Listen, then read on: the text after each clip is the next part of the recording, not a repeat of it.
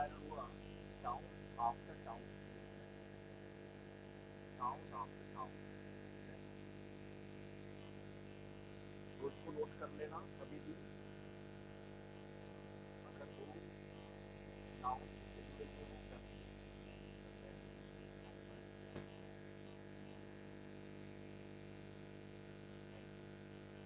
दोनों noun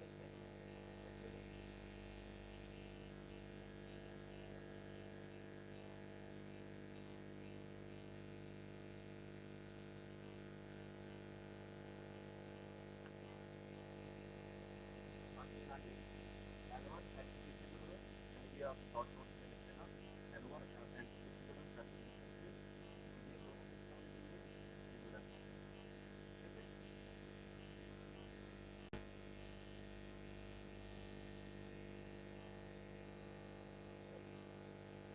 next जरा पर जो मैं बता दूं उसका क्वेश्चन ये भी टैक्स असिस्टेंट एसएससी 2005 का क्वेश्चन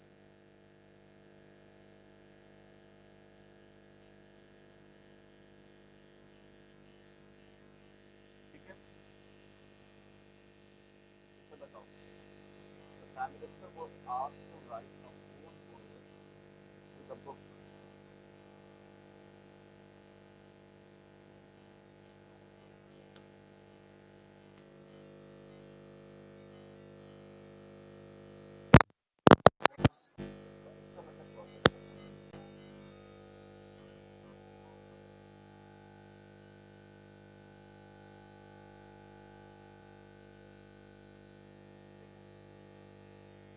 Forward मतलब next आगे अगर हम सेंटेंस को पढ़ो तो Prime Minister was asked to write a foreword to the book बड़ा अजीब सा लगे yes कि आगे बुक के कुछ लिखना है ये क्या मतलब हो रहा है अच्छा इसका नाम सुना कभी आप लोगों ने जब भी कोई बुक खरीदते हैं आप लोग तो एक लिखा होता है प्रीफेस प्रस्तावना तो जाहिर सी बात है किसी कोई बुक छपवानी हो या कुछ भी करना होगा तो उसके लिए हमें किस चीज की आवश्यकता पड़ती है प्रीफेस की प्रस्तावना की आवश्यकता पड़ती है ठीक है और उसको क्या कहा जाता है FORWORD फॉरवर्ड नहीं कहा जाता उसका जो सही वर्ड होता है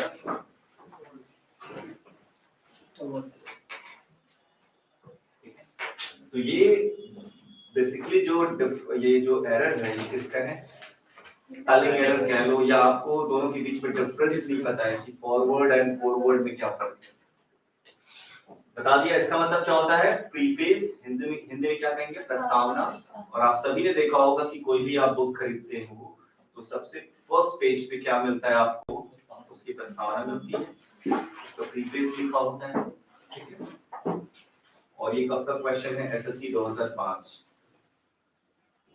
एक बार मैं कुछ लोग अभी फिर से आए तो उनको बता दूं पहला क्वेश्चन हमने किया ये 2004 का क्वेश्चन है पेजेस आफ्टर पेजेस में जो एरर था ये क्या था कि कभी भी N1 N2 अगर किससे जुड़े हुए हों प्रीपोजिशन से तो ये दोनों क्या होने चाहिए सिंगुलर होने चाहिए ये कॉन्सेप्ट है मतलब दो नाउन किससे जुड़े हों किसी प्रीपोजिशन से जुड़े हुए हों तो दोनों नाउन किस में होने चाहिए आपकी सिंगुलर में होनी चाहिए तो क्या हो जाएगा my sister has red page after page pages after pages दूसरे वाले में मैंने क्या बताया यहाँ जो एरर है वास्तव में आपके जो वर्ड की अंडरस्टैंडिंग है ये चेक किया जा रहा है कि आपको वास्तव में फॉरवर्ड एंड फॉरवर्ड में कोई डिफरेंस पता है या नहीं तो ये फॉरवर्ड मतलब आगे आपने इतना तो सुना ही होगा फॉरवर्ड कर दो बैकवर्ड आगे की तरफ बैकवर्ड पीछे की तरफ तो यहाँ पे आगे की तरफ का कोई सेंस नहीं बनता यहाँ पे हमें क्या यूज करना है किस सेंस में यूज करना है प्रीफेस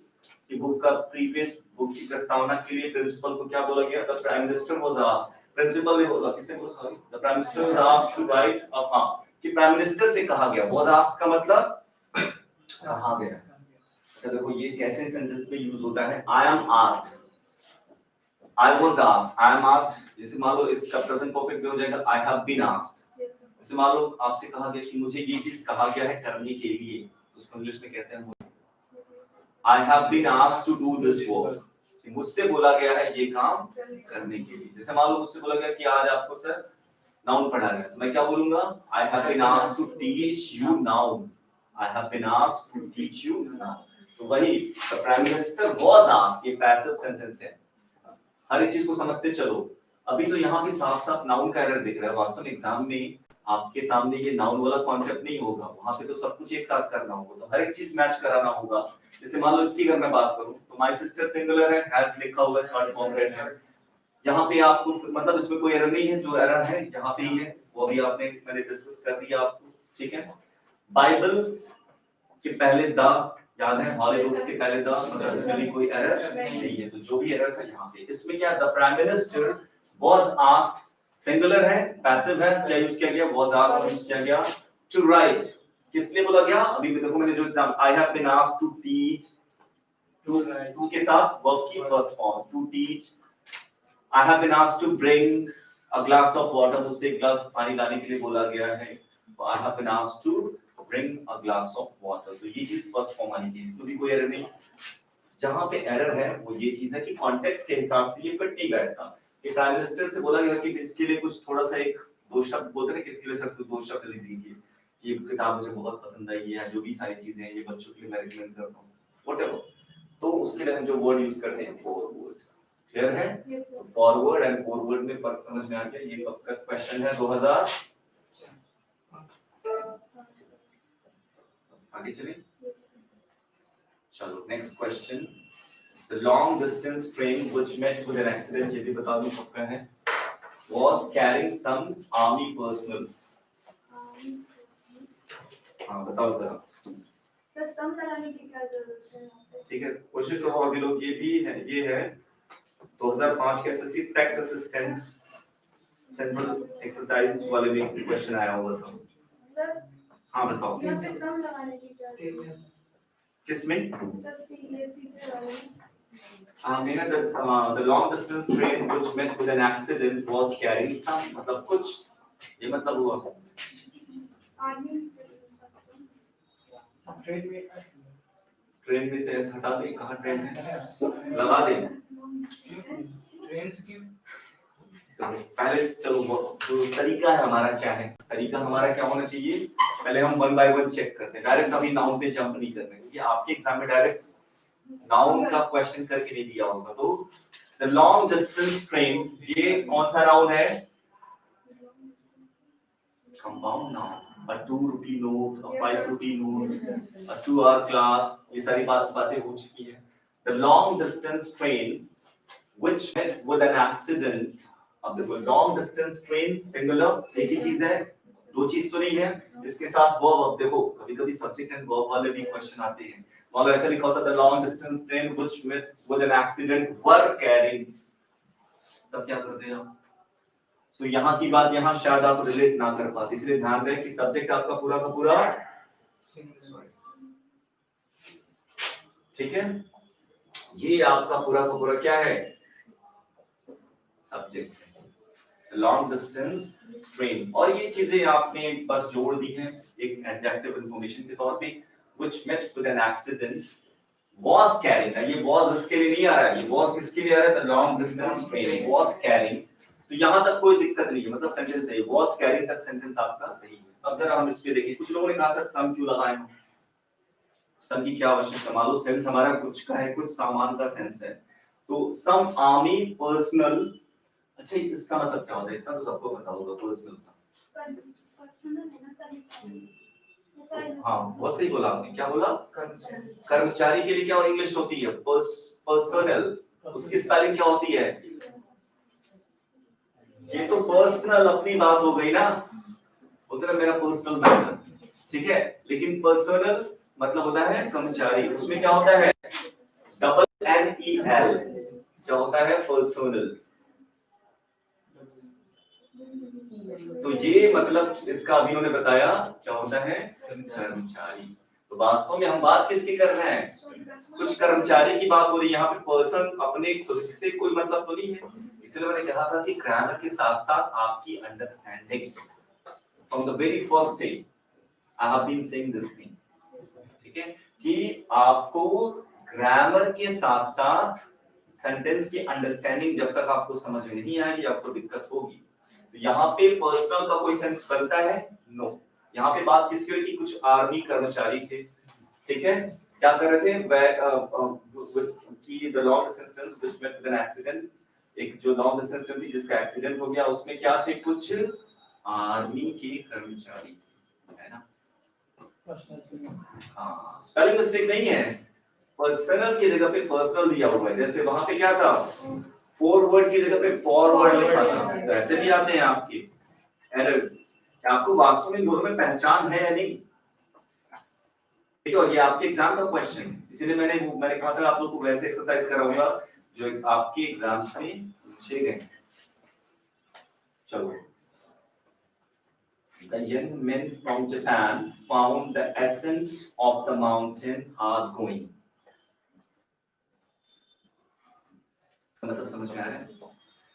ये भी 2005 से 6 का ही था।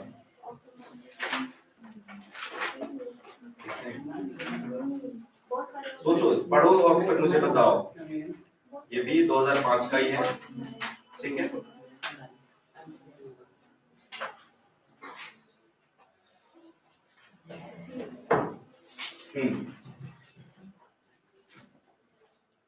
पहले मतलब समझो। चलो चेक करते हैं पहले वन बाय वन। हमारा फॉर्म, हमें सॉल्व करने का तरीका क्या देखना है कि सब कुछ सही जा रहा है या नहीं। पहले the young man from Japan, एक से ज्यादा की बात हो रही है तो आपने क्या यूज किया? द यंग मैन, जब प्लुरल है, जापान फाउंड सिंपल पास्ट में कोई दिक्कत नहीं है, चाहे वो सिंगुलर हो चाहे प्लुरल हो, हमें सेकंड फॉर्म ही यूज करनी है, तो उसमें भी कोई दिक्कत नहीं। The young man from Japan found the ascent of the mountain. ये क्या है? स्पेलिंग नहीं गलत है? नहीं, अरे वहाँ पे हाँ, the ascent of the mountain hard going, मतलब कि जो जापान के कुछ यंग मैन जो थे, माउंटेन पे चढ़ाई करते वक्त उन्हें क्या हो रही थी? दिक्कतों का सामना करना। Hard going, they found it hard going. Hard going मतलब ऊपर चढ़ना उनके लिए क्या था? कठिन था। तो ऊपर चढ़ने के लिए जो स्पेलिंग यूज होती है ASCENT, और ये होता है एसेंट, बना है जैसे कंसेंट का नाम सुना होगा। एसेंट मतलब एक तरीके का एग्रीमेंट, एग्री करना।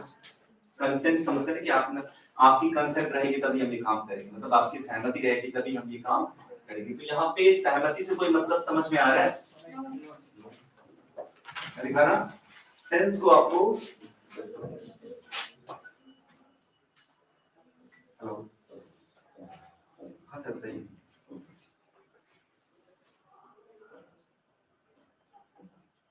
अच्छा, वही जो समय बताया आपको बता दी। मैं आपको एक बार फोन करता हूँ, ठीक है? मंडे टू फ्राइडे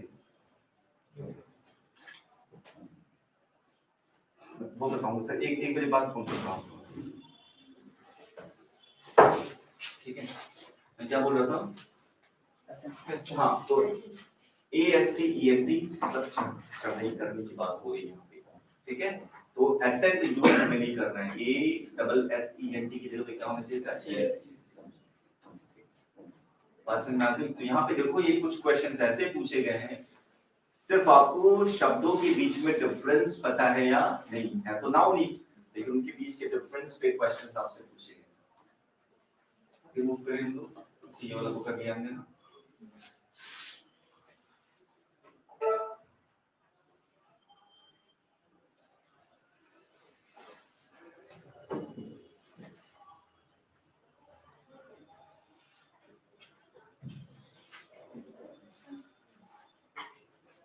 ठीक है, इसको पढ़ो जरा।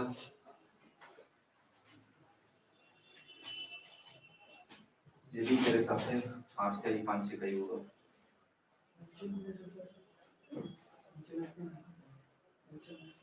ठीक है, ये 2006 का क्वेश्चन है, सेक्शन ऑफ ऑफिसर का जो एग्जाम हुआ था। बताओ उसको।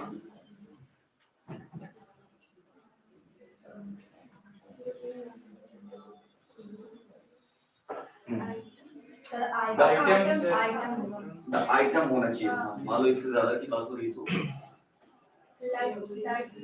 अगर आइटम होता तो दो जगह चेंज, ऐसा सोचते हैं, आपका भी सोचना सही हो सकता है। अगर बाय द वे इसको आइटम करते तो फिर यहाँ पे वर्क की जगह वॉज करते, और तो दो जगह चेंजेस नहीं हो सकते किसी भी पेपर में। सर ये टेक वुड फर्नीचर हाँ वेरी गुड। अभी तो मैंने कहा ना कि बेसिक मिस्टेक आपको मैंने बताया वो ये चीज रहती है, लेकिन सेंटेंस बड़ा हो जाता है और आपका ध्यान भटक जाता है, जैसे अभी आपका ध्यान यहाँ गया। तो अब एक से ज्यादा की बात होगी तो आइटम्स ही यूज करेंगे। The items I liked most. अच्छा देखो आइटम्स के लिए किसका यूज हुआ है? वर, वरना वॉज होता अगर सिंगुलर होता। The items I like most were the rosewood carvings. Rosewood मतलब शीशम का नाम सुना है आप सभी? यस ठीक है। और टीक वुड मतलब सागवान का नाम सुना होगा आपने। बस वही है, कुछ अलग से नहीं है। ठीक है। The items I like most were the rosewood carvings. Carving समझते हैं आप लोग? एक कुछ नक्काशी टाइप का उपहार होता है ना, डिजाइन जो तैयार करते हैं उसी को कार्विंग्स बोलते हैं हम लोग। कोई भी जैसे मान लो इस पे कुछ कार्विंग्स कर दी हो, ठीक है, डिजाइन जो बनाते हो लोग, तो उसी को क्या उभारना, कोई चीज उभारी जाती है उसी को हम क्या बोलते हैं? कार्विंग्स। ठीक है। The items I like most were the rosewood carvings and the teak wood. अब जो एरर था साफ साफ यहां दिख रहा है, फर्नीचर्स ना होके क्या होना चाहिए था? सुम हो गया, ज्यादा हो गया। चलो पांच होता है ना। तो क्या हो गया यहाँ पे जो आपको दिख रहा है फर्नीचर्स, ये फर्नीचर्स नाउन के क्या होना चाहिए था? फर्नीचर। आपको पहले ही बता चुका हूँ, लिस्ट भी लिखवाई है मैंने। कुछ ऐसे वर्ड्स होते हैं जिनमें वो अनकाउंटेबल होते हैं। फर्नीचर क्या है आपका? अनकाउंटेबल। इसमें ऐसी इसका कोई मतलब नहीं। देखो एक सिंपल सा जो वर्ड है आपके, थोड़ा सा मतलब कॉन्टेक्स्ट आप भटक गए, है ना? इतने लोगों ने सिर्फ एक ने कैच किया कि अच्छा फर्नीचर की जगह फर्नीचर, सॉरी फर्नीचर की जगह फर्नीचर होना चाहिए। और ये आपने पढ़ा है, ऐसा नहीं कि नहीं पढ़ा है।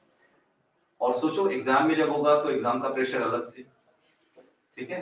तो कई कई बार ये आसान सी चीज आपके एग्जाम में भी होगी और आपका ध्यान भटक जाता है। ऐसे ही क्वेश्चन आप घबरा जाएंगे इससे कि ये क्या चीज दे दी गई, रूज, ठीक है, रोजवुड कार्विंग्स दे दी गई, टीक वुड दे दी गई, आप इस पे ज्यादा सोचने लगते हैं और जो साफ साफ जो प्रॉब्लम दिख रही है उससे आपका ध्यान भटक जाता है। चलो तो यहाँ तक क्लियर है। अब हम लोग छठे क्वेश्चन में चलते हैं।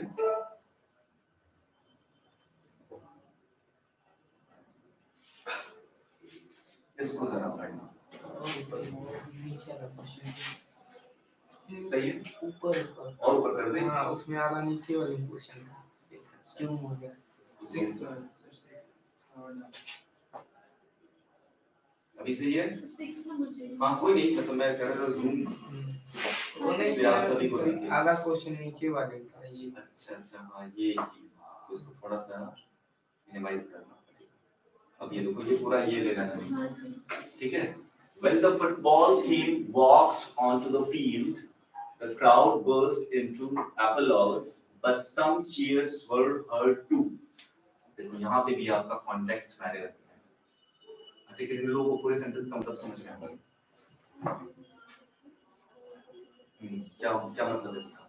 सर जब फुटबॉल टीम ग्राउंड में एंटर की तो क्राउड जो थी, ऑडियंस जो थी वो बहुत ज्यादा नॉइज करने लगी और कुछ चीयर्स भी सुनाई दी प्लेयर्स के। अच्छा ठीक है, वेरी गुड। और कोई बताएगा मेरे को? अच्छा बट कब हम लगाते हैं जरा ध्यान से सोचना। चलो बट के पहले इस पे आते हैं जरा, जो हमारा तरीका है। When the football team walked, simple past की बात हुई, no error, onto the field, ground पे जब आई, the crowd burst into applause। अच्छा burst into का मतलब क्या होता है? जैसे burst into laughter एक वर्ड होता है, सुना कभी आपने? अचानक से हंसी छूट जाए तो उसके लिए हम यूज क्या करते हैं? burst into laughter। ऐसे ही जब किसी को देख के अचानक से लोग वो हल्ला मचाने लगे, अपलॉड करने लगे, अपलॉड से क्या बना है? applause, ठीक है, तालियां लोग बजाने लगे, तो वो क्या चीज है? burst into applause। तो इसमें भी कोई एरर नहीं है, ये एक फ्रेज होता है, ठीक है, ये जो पार्ट आता है। But some cheers were heard too। But कुछ cheers भी सुने गए। क्या मतलब हुआ? सर चीयर होना चाहिए। Cheer I was happy but I was delighted। Sentence सही है? I was happy but I was in a good mood। सही है? सोचो जरा यहाँ पे क्या दिक्कत आ रही है। जब तक ये छोटी सी बात नहीं समझ पाएंगे इसको नहीं समझ पाएंगे। I'm good at maths but good at English. सही है sentence. I'm good at maths but good at English. क्यों प्रॉब्लम कहाँ आ रही?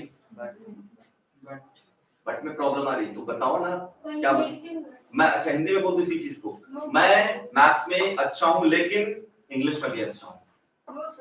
मैं मैथ और इंग्लिश दोनों में अच्छा हूँ। हाँ अच्छा अच्छा बट क्यों नहीं आना चाहिए जरा ये मैं जानना चाहता हूँ। अगर ये आंसर दे दिया तो उसका भी आप सोल्यूशन ढूंढ लेंगे। बट होगा तो नेगेटिव होगा। Very good.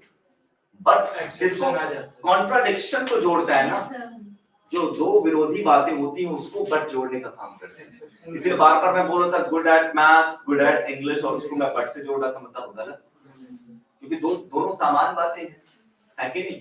तो सेम चीज एप्लॉज की भी बात हो रही है और चीयर्स की भी बात हो रही है, पॉसिबल है कि वो बट से जुड़े? हाँ, इट मींस एरर क्या है? बट वाले में नहीं। ये तो सही है, एप्लॉज भाई देख के काफी एप्लॉज किया लोगों ने। अब जाहिर सी बात है यहाँ चीयर्स ना हो के इसकी जगह पे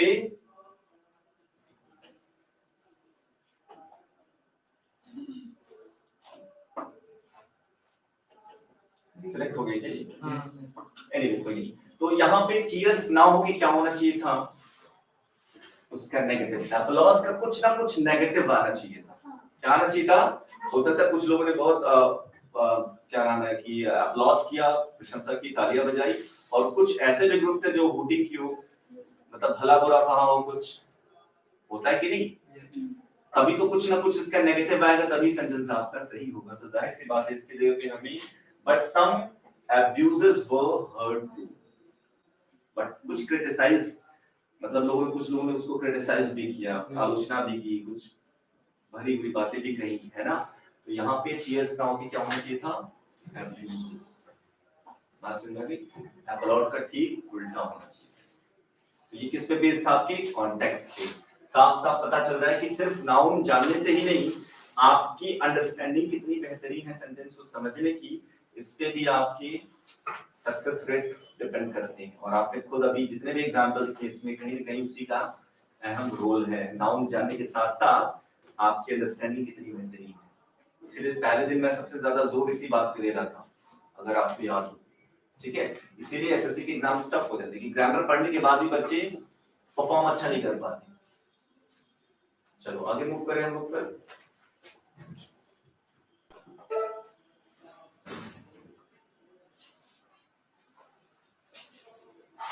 क्वेश्चन नंबर 7 को देखते हैं।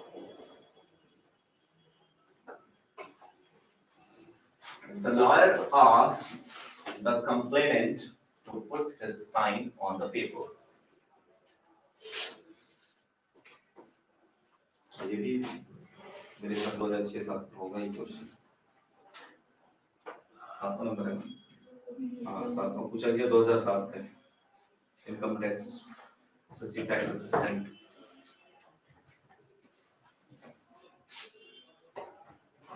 और ये तो बड़ा इजी क्वेश्चन है, अभी तक जितने भी क्वेश्चन है सबसे आसान यही है। एक छोड़ के फर्नीचर्स वाला भी इजी था, लेकिन आप लोगों ने उसको कहीं बाकी वर्ड से कंफ्यूज हो गए। कंप्लेंट्स में ऐसा बात है? अरे भाई एक की बात हो रही तो हिज है, अगर आपने यस किया तो जिसकी जगह देर करना होगा। जिसने कंप्लेन किया, शिकायतकर्ता जो था, the lawyer asked the complainant to put his sign on the paper. उसने बोला कि भाई यहाँ पे आप अपना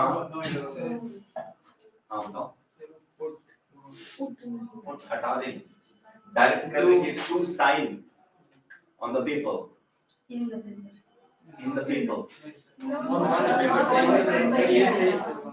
अच्छा यहाँ तक कोई दिक्कत नहीं है। द लॉयर आस्क्ड, अभी मैंने बताया आज का मतलब उससे कहा, पैसिव में अभी हम लोगों ने बोला कि उसे बोला गया है। लॉयर ने कंप्लेनेंट से कहा क्या करने के लिए? पेपर पे साइन करने के लिए। अब नॉर्मली देखो प्रॉब्लम कहाँ होती है कि नॉर्मली हम आम बोलचाल की भाषा में क्या करते हैं, भाई यहाँ पे साइन कर दो, यहाँ पे साइन बना दो, सही है? क्या बोलते हैं? यहाँ पे साइन कर दो या यहाँ पे सिग्नेचर कर दो। एग्जैक्टली जो एरर है यहाँ पे साइन ना होके क्या होना चाहिए था? Put his signature. बस में जो सही शब्द का यूज करना होगा, हमें क्या यूज करना होगा, सिग्नेचर आप बनाते हैं, हस्ताक्षर जिसको आप हिंदी में बोलते हैं, ठीक है। तो यहाँ पे साइन मैंने कहा इससे इजी क्वेश्चन नहीं हो सकता, साफ साफ दिख रहा है यहाँ पे पुट हिज साइन ना होगी, क्या होना चाहिए था, साइन मतलब तो सिंबल, हस्ताक्षर के लिए जो वर्ड यूज होता है क्या होता है, सिग्नेचर यूज होता है। साइन बोर्ड लिखा होता है, सिग्नेचर बोर्ड नहीं लिखा होता, तो वो चीज अलग होती है, सिंबल है ना साइन। लेकिन यहाँ पे बात किसी सिंबल से नहीं हो रही, यहाँ पे तो उसको हस्ताक्षर बनाने की बात हो रही है, हम क्या यूज करेंगे, सिग्नेचर यूज। हासिल लैंग्वेज इसमें एरर कहाँ पे है आपका, साइन की जगह क्या होना चाहिए था, सिग्नेचर, ठीक है। समझ में आ रही सबको मेरी बात कि कैसे आपके एग्जाम, ये सारे एग्जाम्स के ही पेपर हैं, क्वेश्चंस हैं, और इसकी प्रिपरेशन आपने अच्छे से कर ली, सारे सवाल लगा लिए, तो नाम से कहीं कुछ भी पूछेगा कभी आपको दिक्कत नहीं होगी। और एक बार और काम करना है, ये सारे क्वेश्चन नोट कर लेना फ्रेश पेज पे कहीं आपके पास, और फिर एक हफ्ते बाद दोबारा बिना आंसर देखे सॉल्व करने की कोशिश करना।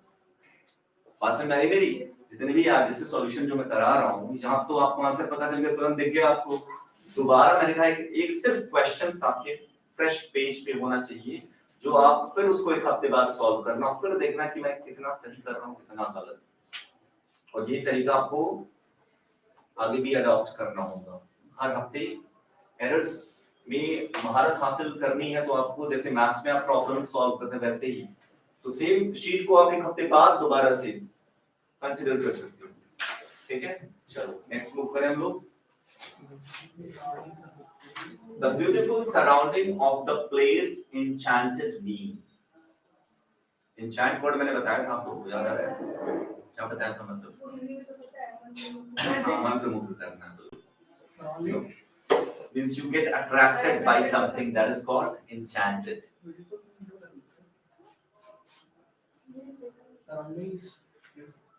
वेरी गुड, बताया भी था ये मैंने कि सराउंडिंग नहीं, हम क्या सही काम क्या है, सराउंडिंग्स। मैंने बताया था कुछ ऐसे वर्ड्स उसकी लिस्ट भी लिखवाई थी आप सभी को कि जिसमें से हम एस या एस हटा के उनका सिंगुलर नहीं बना सकते, याद आ रहा है कौन कौन सा वर्ड था, कुछ वर्ड्स बताओ आप लोग। अच्छा कौन कौन से वर्ड्स थे जिनमें ऐसे, ये सबसे पहले तो पेयर वाले जितने भी थे बताए थे आपको, गॉगल्स, ट्राउजर्स, पजामास, पैंट्स, ये सारे जो पेयर वाले सब में एस लगा होता है, उनका सिंगुलर आप नहीं बना सकते। और कुछ ऐसे भी थे जैसे इम्बर्स, सराउंडिंग्स, ये सारी बातें बताई थी आपको। एशेस, याद आ रहा है, थैंक्स, कांग्रेचुलेशंस, ठीक है, आर चीफ्स, ये सारे वर्ड्स मैंने लिखवाए हैं, और वहीं से ये चीज भी आई हुई है। तो जाहिर सी बात है जो सही टर्म होता है वो क्या होता है, सराउंडिंग्स होता है। जब हमारा सराउंडिंग्स मतलब क्या होता है, पर्यावरण, एनवायरनमेंट का मतलब हो तो हम क्या बोलते हैं, सराउंडिंग्स बोलते हैं। क्या हो जाएगा यहाँ पे, द ब्यूटीफुल सराउंडिंग्स, क्योंकि साफ साफ मतलब से भी पता चला कि यहाँ पे हमारा क्या मतलब है, वातावरण से मतलब है। तो क्या हो जाएगा, the beautiful surroundings of the place enchanted me. तो यहाँ पे जो एरर है किसमें है, सराउंडिंग की जगह पे क्या होना चाहिए, सराउंडिंग्स। अच्छा आपने देखा कि कितना एक एस या एक एस ना होना एरर का कारण बन रहा है नाउन में। अभी कई सारे प्रॉब्लम्स आपने देखी, फर्नीचर्स में एस लगा हुआ था इसलिए वो एरर हो गया, यहाँ पे एस नहीं लगा हुआ है इसलिए आप एरर हो गया। तो बारीक बारीक मिस्टेक सबसे पूछी जाती है, ठीक है। तो यहाँ पे क्या होना चाहिए था, the beautiful surroundings of the place enchanted me. Enchant मतलब मंत्रमुग्ध करना, ठीक है। चलो आगे बढ़े फिर हम लोग, लिख लिया सबने, नेक्स्ट क्वेश्चन की तरफ मूव करते हैं हम लोग। क्वेश्चन नंबर 9, ये भी 2007 का ही होगा, मैं बता दूं कब का है, आप लोग भी नोट कर लिया तो ये क्वेश्चन कब का है। ये क्वेश्चन है ये तो 2008 का क्वेश्चन है, एसएससी सेक्शन ऑफिसर ऑडिट्स में पूछा था 2008 का। सर लगेज, हाँ वेरी गुड। अभी देखो वो भी याद आ गई बातें कि कुछ ऐसे नाउन्स जो अनकाउंटेबल होते हैं, लिस्ट लिखवाई थी। और एक और चीज याद करो, मैंने एक ट्रिक भी आप सभी को बताई थी, AGE, baggage, postage, wastage, leakage, shortage, एक ट्रिक भी बताई थी, है ना। याद करने के साथ साथ एक ट्रिक अगर आप याद रखिए कि एजीई अगर एंडिंग है तो वो प्लुरल नहीं होगा, नॉलेज। ईजी कहीं कहीं जीई भी होता है, जैसे नॉलेज वाले में, ठीक है, तो यहाँ पे क्या है कि नो पोर्टर बीइंग अवेलेबल, कि कोई पोर्टर अवेलेबल नहीं था, कोई कुली अवेलेबल नहीं था, उपलब्ध नहीं था। He carried all his luggages himself. जो सही टर्म होता है वो लगेज बैगेज होता है। बैगेज का भी क्वेश्चन के बारे में पूछा गया, लगेजेस या बैगेजेस नहीं होता। ऐसे ही याद रखना है कि जब भी एजी वाला कोई वर्ड होगा एंडिंग में तो उसके लास्ट में एस नहीं लगा होगा। वेस्टेजेस कहना गलत है, शॉर्टेजेस लीकेजेस नहीं होता। शॉर्टेज, लीकेज, पोस्टेज, वेस्टेज, ठीक है। हाँ, हमेशा जो होगा क्या होगा, सिर्फ AGE लगा होगा, S नहीं लगा होगा, तो इसमें भी वही एरर, ठीक है। इसमें से क्या आपको हटाना है, S को हटा देना है, ठीक है। तो आंसर क्या होगा भाई, आपके एग्जाम में आंसर पूछा जाएगा, आपको ऐसे तक नहीं करना, पता, ठीक है। आंसर आपका क्या हो जाएगा, सी ऑप्शन हो जाएगा। सी ऑप्शन सिर्फ आपको पता लगा लेना था, यहाँ पे एरर है, कोई एरर नहीं होता तो हम डी ऑप्शन से मानेंगे, ठीक है। चलो नेक्स्ट।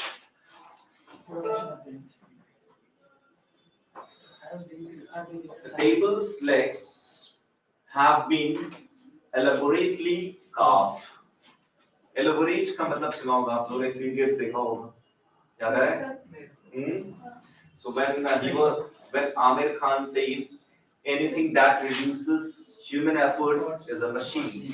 मशीन का कि जो हमारे काम को आसान कर दे वही मशीन है। तो फिर प्रोफेसर क्या बोलता है, Would you please elaborate it? मतलब क्या आप इसको विस्तार में बताएंगे?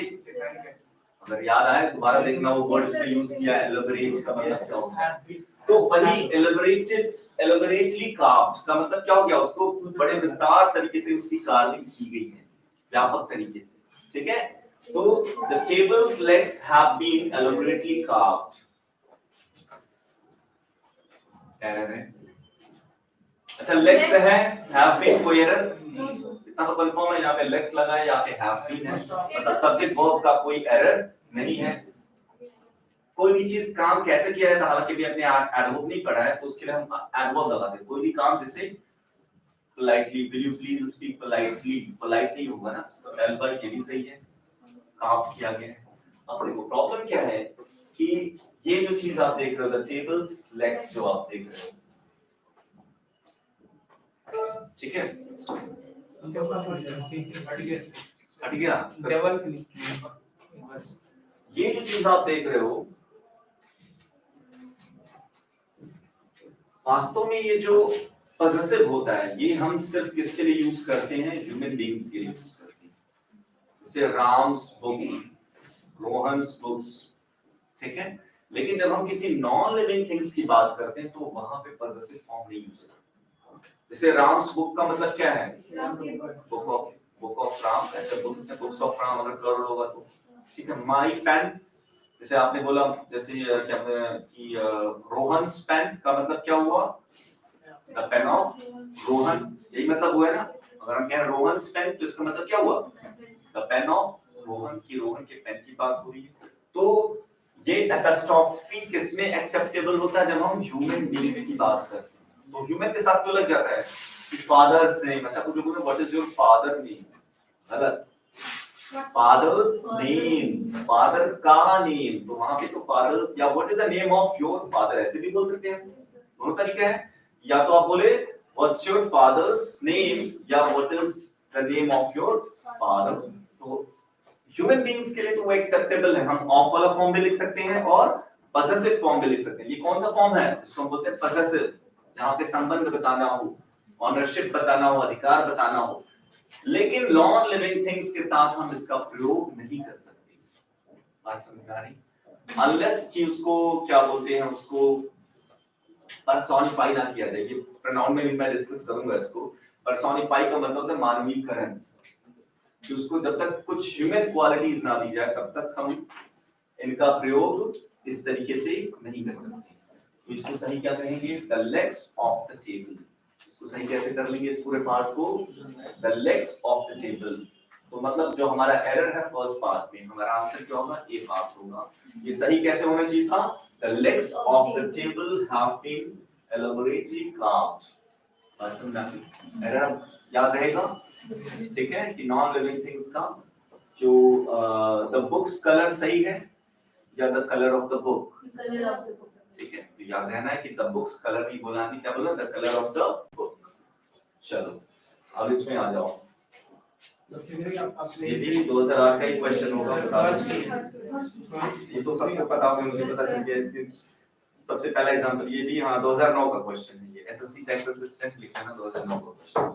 तो अब इसमें साफ साफ दिख गया कि आपने अब तक तो थोड़ा बहुत सीख लिया होगा, थोड़ी अकल आ गई होगी कि कुछ लिस्ट लिखवाई थी सर ने कि जिस वो अनकाउंटेबल होते हैं, है ना, उसमें हम, और वो कौन से थे, ईआरवाई, ये भी एक ट्रिक बताई थी याद करो, पोएट्री, सीनरी, याद रहे, कावलरी, इन्फैंट्री, ईआरवाई होगा तो उनका प्लुरल नहीं होता है। एनीवे तो उसमें जो एरर है साफ साफ दिख रहा है, सीनरीज नहीं होता, क्या होता है, सीनरी होता है, इनका प्लुरल नहीं होता। ईआरवाई अगर जो एंडिंग होती है वहां पे हम आईईएस लगा के प्लुरल नहीं बनाते, वो ज्यादातर कौन से वाले होते हैं, अनकाउंटेबल कैटेगरी में। क्या हो जाएगा, the scenery of Kashmir is very charming, ये 2009 का क्वेश्चन है।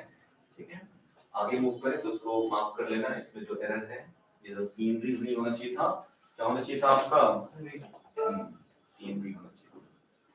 चलो आगे चलते हैं,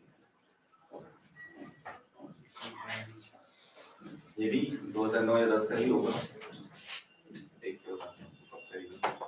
हाँ ये भी जो है 2010 का है, एसएससी 2010 पेपर 1। हाँ कुछ चीजें लिखवाई थी, याद आ रहा है, अभी देखो साफ साफ दिख रहा है, इक्विपमेंट्स नहीं लिखते हैं हम लोग, मशीनरीज नहीं होता है, हमेशा इक्विपमेंट, मशीनरी लिस्ट लिखवाई थी उसमें आप सभी को कि उनमें हमेशा हम ऐसे लिस्ट नहीं जोड़ते। तो यहाँ पे साफ साफ जो हो गया, a few tiles on skylab were the only equipments, कहना गलत होगा, यहाँ पे सिर्फ हम क्या यूज करेंगे, इक्विपमेंट यूज करेंगे। ठीक है, यहाँ पे सिर्फ क्या यूज करना आपको, इक्विपमेंट। बाकी सेंटेंस का मतलब समझा दे रहा हूँ, that failed to perform well in outer space। ठीक है, कि a few tiles on skylab were the only equipment, मतलब वो कुछ टाइल्स की काम किए जा रहे थे, तो उसमें क्या था, were the only equipment, सिर्फ वही एक ऐसे इक्विपमेंट थे that fail, जो अच्छे से परफॉर्म नहीं कर पाए, वो फेल हो गए। ठीक है, well fail to perform well in outer space, की बाहरी स्पेस में सिर्फ वही ऐसे इक्विपमेंट थे, जो टाइल्स वाले इक्विपमेंट थे, वही अच्छे से परफॉर्म नहीं कर रहे।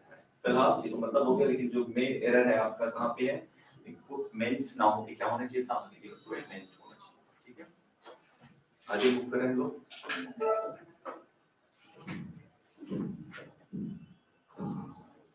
नहीं ये तो बहुत क्वेश्चन है, इतने ही क्वेश्चन थोड़ी पूछेगा होंगे। नहीं सर, वो स्लाइड में जैसे अच्छा हाँ थे, हम लोग कौन से क्वेश्चन थे? 13। चलो, the clerk was not intimidated by his boss bullying। अब देखो इसमें तो पहले कुछ शब्दों के मतलब भी शायद आपको ना पता हो, है ना, तो पहले वो देख लो जिसके मतलब ना। इंटिमिडेटेड का मतलब, इंटिमिडेट का मतलब है डराना।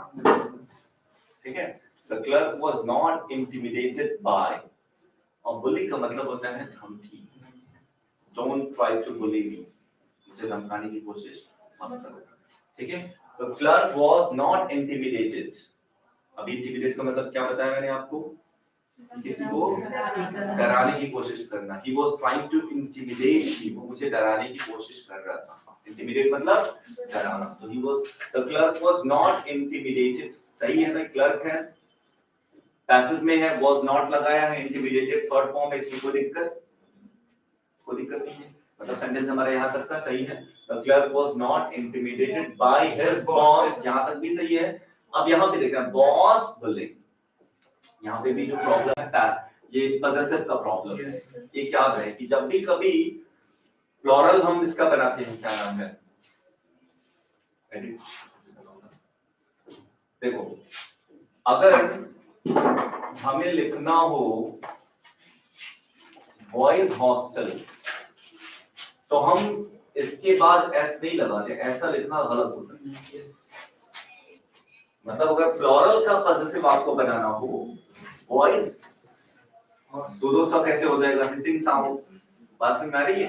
तो बॉयज के बाद एस का यूज नहीं होगा, सिर्फ एपोस्ट्रोफी सिंबल लगेगा, मतलब ऐसा लिखना गलत होगा। जो सही होगा वो क्या होगा, सिर्फ ऐसे लगा देंगे। और लिखना भी हो तो बॉयज हॉस्टल, जो भी आगे लिखना जगह नहीं है, बॉयज के बाद जो भी लिखना हो सिर्फ हम एपोस्ट्रोफी सिंबल लगाते हैं, एस नहीं लगाते। तो वैसे ही जब भी कोई लास्ट में हिसिंग साउंड हो, हिसिंग मतलब जहां पे स की आवाज है, दो सा कैसे आप बोलेंगे, प्रैक्टिकली भी देख लो आप जरा। बॉयज दो हो जाएगा, बड़ा अजीब सा लगेगा। ऐसे गर्ल्स करके आ जाए, मतलब ज्यादातर प्लुरल।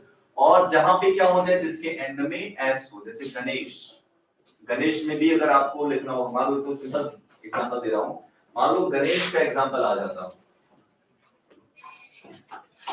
तो ऐसे फिर हम नहीं लिखते, ये भी गलत तरीका है, क्योंकि हिसिंग साउंड, एस साउंड आ रहा है, इसलिए दोबारा हम एक और एस नहीं जोड़ते हैं। दो रूल बता रहा हूं मैं, एक तो जब भी प्लुरल फॉर्म में हो, जैसे बॉयज हो, गर्ल्स हो, तो उसके बाद हम एस, उसका एपोस्ट्रोफी बनाना तो एस नहीं लिखते, या हिसिंग साउंड जिसके नेम में ही एस इंक्लूड हो, जैसे गणेश में क्या है, इंक्लूड है एस, इसलिए उसमें भी हम एपोस्ट्रोफी एस करके नहीं यूज करते। और कोई जीसस, और जीसस सेक बोलते हैं, अब उसमें मान लो जीसस, जैसे क्रिश्चियन लोग क्या बोलते हैं नॉर्मली, जैसे बोलते हैं ना हिंदी में हम लोग बोलते हैं भगवान के लिए आपकी शांत हो जाएगी, फॉर गॉड सेक, तो गॉड में तो ऐसा लगेगा क्योंकि डी वर्ड है, लेकिन जीसस के लिए बोल रहा होगा तो क्या हो जाएगा, फिर इस पे भी वही दिक्कत आ रही है। हिसिंग साउंड, ये प्लुरल नहीं है, कौन सा साउंड है, हिसिंग साउंड है, तो ऐसे केस में इस तरीके से लिखना गलत होता है। सिर्फ और सिर्फ हमें इसका सिंबल, जैसे ये वाला लिखवाया है जीसस लिख दिया, ये एस हटा देना, ये सिंबल एपोस्ट्रोफी का सिंबल रहेगा, एस नहीं रहेगा। अब समझ में आ गया सॉल्यूशन। यहाँ पे भी जो एरर है क्या है, बॉस के बाद ये जो एस है इसको हटा देना है, ओमिट कर देना है, बाकी वो चीजें सही हो जाएंगी। तो जो एरर है इसमें क्या है, बॉसेस में सिर्फ आपको एपोस्ट्रोफी सिंबल लगाना है, एस यूज नहीं करना है। ये कॉन्सेप्ट याद रहेगा। मैंने फिर से बता देता हूं कि कभी भी प्लुरल का जब पॉसेसिव बनाना हो तो हम एस नहीं लगाते हैं, बॉयज के बाद एस नहीं आएगा, बॉयज एपोस्ट्रोफी सिंबल, जैसे ये करना गलत है। और या कोई हिसिंग साउंड हो, हिसिंग मतलब जिसका एंड किस पे हो, एस पे हो, जैसे गणेश का एग्जांपल दिया, जीसस का एग्जांपल दिया, इनके बाद हम एस नहीं लगाएंगे, सिर्फ एपोस्ट्रोफी सिंबल का यूज किया जाएगा। क्लियर है? तो इसमें भी देखो सिर्फ किसका एरर है, सिंबल का ही एरर।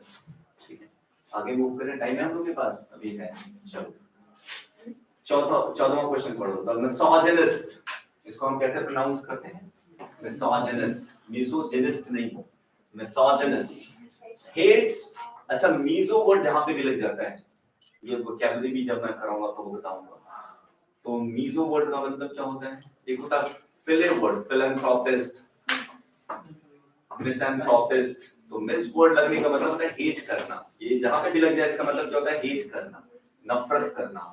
और फिले वर्ड लगता है तो उसका मतलब होता है लव, फिलैंथ्रोपिस्ट, ये सब वन वर्ड सब्स्टिट्यूशंस में भी आते हैं। एनीवे, हाँ वहां पे क्या बताऊंगा। So this misogynist hates all mother-in-laws, lady doctors and housemates। अब एरर क्या है, Lady doctor. Last yes, mother-in-law.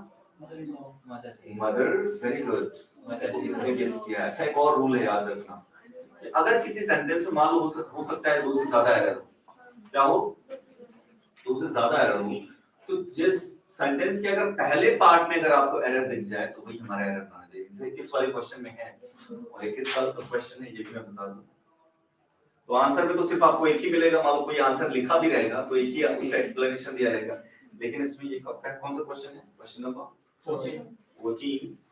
ये पूछा गया है 2010 में, पूछा गया है साउथ जोन में एसएससी इन्वेस्टिगेशन में। एनीवे, तो यहाँ पे जो सबसे पहला जो एरर साफ साफ दिख जा रहा है कि आपको मैंने बताया था कि किस तरीके से सिस्टर इन लॉ, स्पूनफुल, इन सब का प्लुरल बनाते हैं, याद आ रहा है। जो मेन टर्म होता है एस उसमें हम जोड़ते हैं, याद आ रहा है, आर्मी चीफ, चीफ मिनिस्टर, ये सारी चीजें मैंने बताई थी आप सभी को। तो इसमें आपने एस कहां जोड़ा है, क्वेश्चन में, लॉज में जोड़ दिया, रिलेशन में जोड़ दिया, लेकिन मेन टर्म आपका मदर है तो एस कहां होना चाहिए था, मदर्स। तो सबसे पहले एरर तो यही आपको दिख गया, और दूसरा एरर और कोई बता सकता है, लेडी डॉक्टर। बताया था आप सभी को कि क्या कहना सही है, लेडी टीचर लेडी डॉक्टर या वुमेन टीचर वुमेन डॉक्टर, इस पे डिस्कशन किया था, Yes, sir. है ना। तो एक तरीके से देखा जाए तो यहाँ पे भी एरर है, लेकिन रूल के अकॉर्डिंग अगर आपको पहले एरर दिख जाए तो हमारा आंसर क्या होगा, ये बना। तो आंसर तो ये होगा, लेकिन आप दोनों समझ लेना।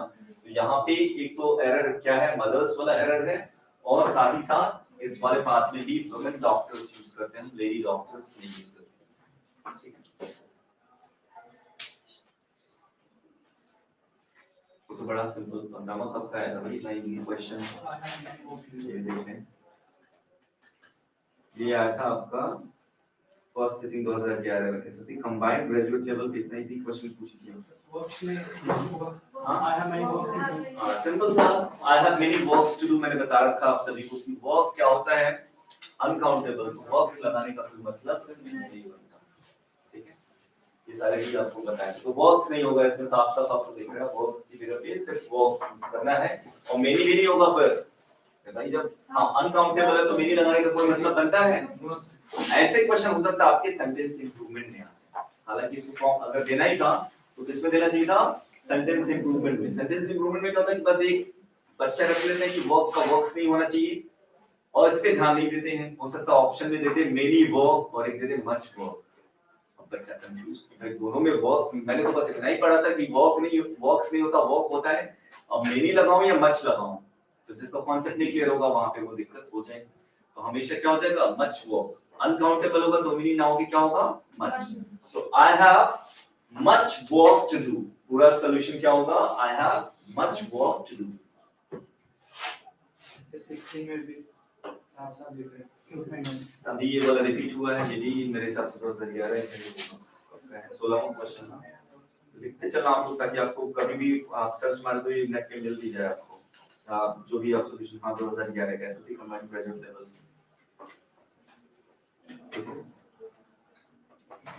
तो इसमें अभी थोड़ी देर पहले हम लोगों ने 16वां वाला एरर किया था, क्या किया था, साफ साफ दिख रहा है, इक्विपमेंट्स नहीं होता, क्या होता है, इक्विपमेंट होता है। The company has ordered some equipment, equipments नहीं होगा, क्लियर है।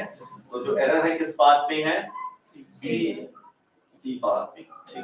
आगे मूव करें तो चलो आज जितना होता है करते हैं, फिर हम लोग कल भी इस पे चर्चा करेंगे, ऐसा नहीं की, क्योंकि भाई मेन चीज देखो, पढ़ने का क्या फायदा जब आपको प्रॉब्लम सॉल्व ना करनी है, बात समझ में आ रही है। आपने पढ़ा इतना और आया कुछ भी नहीं, तो कोई मतलब बनता है उसका, ठीक है।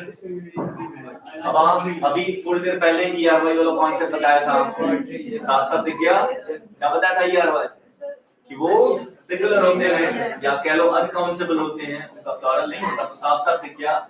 आई लाइक द पोएट्रीज नहीं होना चाहिए था, या तो आप लिखो पोएट्री या पोएम्स, ठीक है, या तो आपको क्या लिखना है, पोएट्री या पोएम्स, क्लियर है। तो I like poetry, I like the poetry of Byron and Shelley. चलो तो यहाँ पे इस पार्ट में एरर है, ये प्लुरल नहीं होना चाहिए, पोएट्री होगा या poems. Next, the manager put forward a number of criterions for the post. अच्छा मैथ्स वालों जिनका मैथ्स स्ट्रांग होगा उन्हें पता होना चाहिए कम से कम, नंबर्स नहीं होते, क्राइटेरिया। Very good. लेकिन क्राइटेरियन का प्लुरल क्या होता है, क्राइटेरिया होता है, क्राइटेरियन सिंगुलर, अगर ऐसा हटा दे तो ये क्या हो जाएगा, सिंगुलर, और इसका प्लुरल क्राइटेरिया। अच्छा कुछ लोग आपने सुना कभी फॉर्मूला, कभी फॉर्मूले, फॉर्मूले नहीं सुना कभी आपने, फॉर्मूला सिंगुलर, फॉर्मूले प्लुरल, बात समझ आ रही है, ठीक है। तो ऐसे ही इसमें क्या है, वास्तव में क्राइटेरिया जो वर्ड होता है, ये अगर आपको EON दिखा मिल जाए, इट मींस ये होता है सिंगुलर, क्या होता है ये, सिंगुलर, और इसका जो प्लुरल होता है वो क्या होता है, क्राइटेरिया, क्या होता है, क्राइटेरिया, बात समझ आ गई। तो इसमें जो एरर है इस वाले पार्ट में हमें क्या लिखना होगा, क्राइटेरिया, क्लियर है। So the manager put forward a number of criteria for the post. उसने बहुत सारे शर्तें रखी हैं, क्राइटेरिया बता दिए कि ये चीजें होनी चाहिए। आगे मूव करें तो ये तो 20 तक कर लेते हैं आज कम से कम, बड़ा इजी क्वेश्चन, साफ साफ दिख गया। The furnitures have become old and rusty, rusty मतलब जिसमें जंग लग गया उसको हम बोलते हैं यहाँ पे फर्नीचर्स नहीं होना चाहिए था, क्या होना चाहिए था? फर्नीचर होना चाहिए था, ये भी गलत थी। आगे बढ़ते हैं, फिर हम डायरेक्ट दूसरा क्वेश्चन देख लेते हैं। Most people are afraid of swine flu these days. जो सही टर्म होता है याद रहे, जब भी मोस्ट हम लगाते हैं तो मोस्ट ठीक बाद डायरेक्ट हम नाउन नहीं लगाते। मोस्ट ऑफ द पीपल क्या हो जाएगा? Most of the people. Most of the students, most students नहीं, क्या होगा? जो सही तरीका होता है क्या होता है?